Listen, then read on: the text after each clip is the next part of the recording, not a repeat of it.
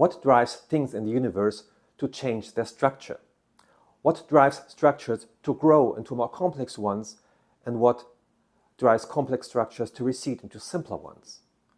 All these processes are part of the transcendent dynamics of Burkhard Heim's dimension X6, and this is what this video is about.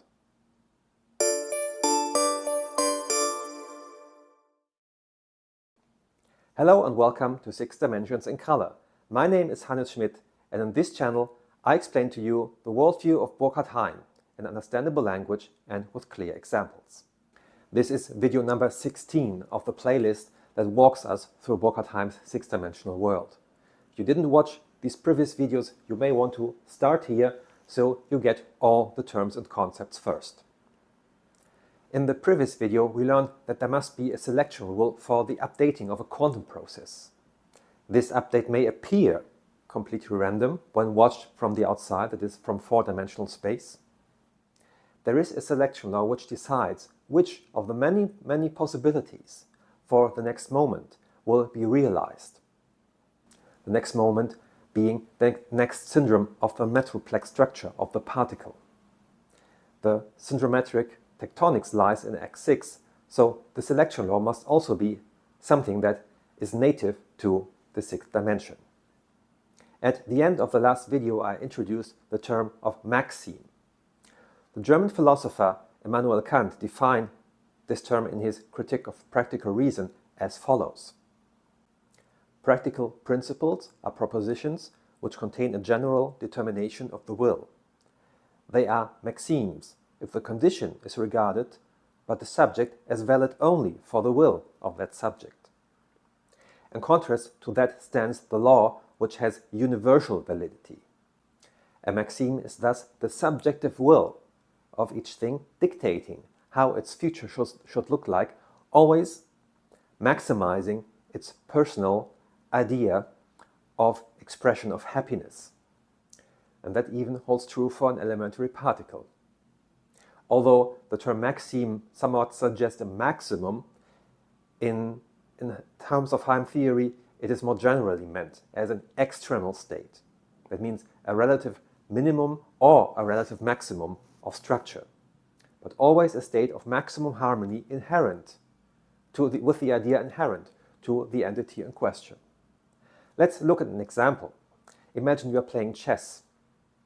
If we want to describe this chess game syndrometrically, we can say there are 2 metroplexes, white and black. The chess pieces are the apodictic elements of the metrophor of the chess game, and the singulation laws are the rules by which the pieces must be moved. Each move represents a singulation to a next syndrome. For every individual move, there is a whole wealth of possibilities, and the whole game is governed by a maxim for each player, namely to win. And in accordance with that maxim, they select a specific move from the multitude of possibilities. If we were to consider a single isolated piece, then we could only say it maximizes its structure when it captures another piece, and it minimizes it if it's being captured in turn. But that would be completely without consideration of any strategy. Transferred to the quantum world, this would be like the updating of a single uninfluenced quantum state, that is, of a particle that is isolated and not part of any higher order structure.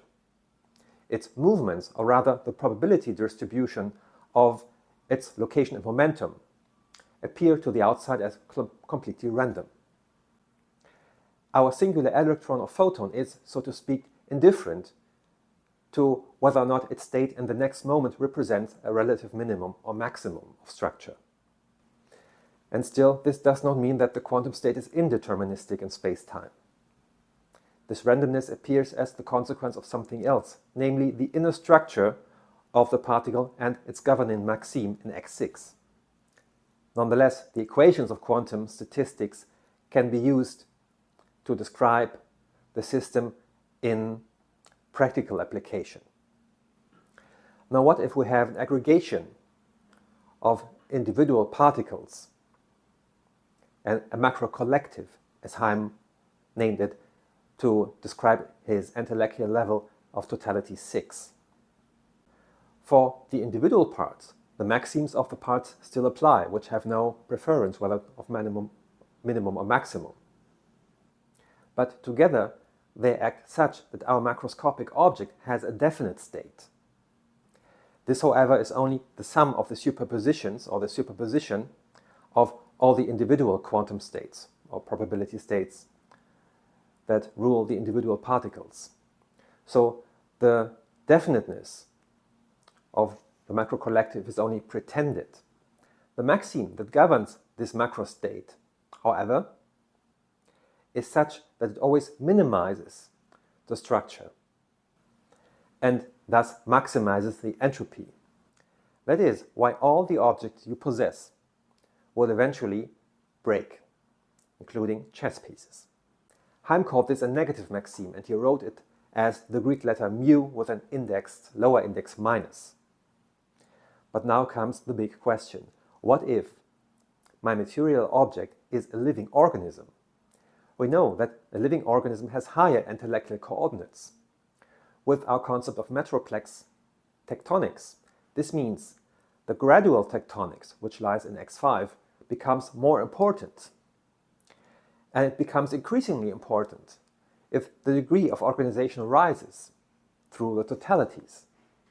In contrast, the syndrometric tectonics of the individual components loses influence. That means individual random quantum behavior begins to recede and the maxims of the higher organizational state begin to dominate. These are the positive maxims mu plus. These then singulate the overall structure towards a goal that is in accordance with the idea inherent to the highest structure realized in the entity in question. The states of the individual components are, as subordinates, carried along, so to speak. This is exactly what allows a protein to find its correct composition after its primary coding. This is what enables a diatom to form its beautiful exoskeleton. And this is what drives a nut to become a tree. It's one thing to theorize about these structures, it's another thing to truly grasp them, like from the inside. This intimate understanding comes only through the power of intuition. Intuition can be trained, and NATHAL training has been taught since 1980, and it is, in my modest opinion, the absolutely best method out there to connect to one's intuition and spiritual origin in a permanent, psychologically safe and truly transformative way. If you want to know more about NATHAL training, go to my website nathaltraining.ae or visit my Instagram channel. Well, all these processes I talked about are actually not reversible.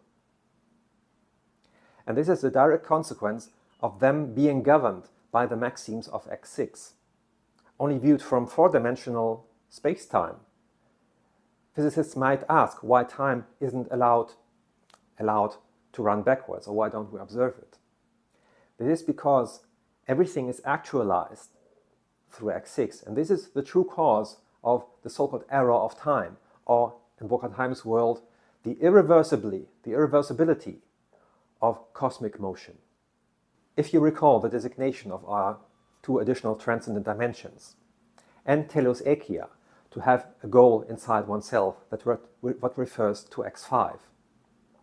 And x6, on the other hand, what's called the eon for the world age. Burkhard Heim chose these two terms after suggestion from the philosopher Hedwig Conrad Martius. However, in later years, he wasn't entirely happy with the designation of dimension x6, and for the following reasons. As we have seen, it is in its nature to drive all things to a goal-oriented direction.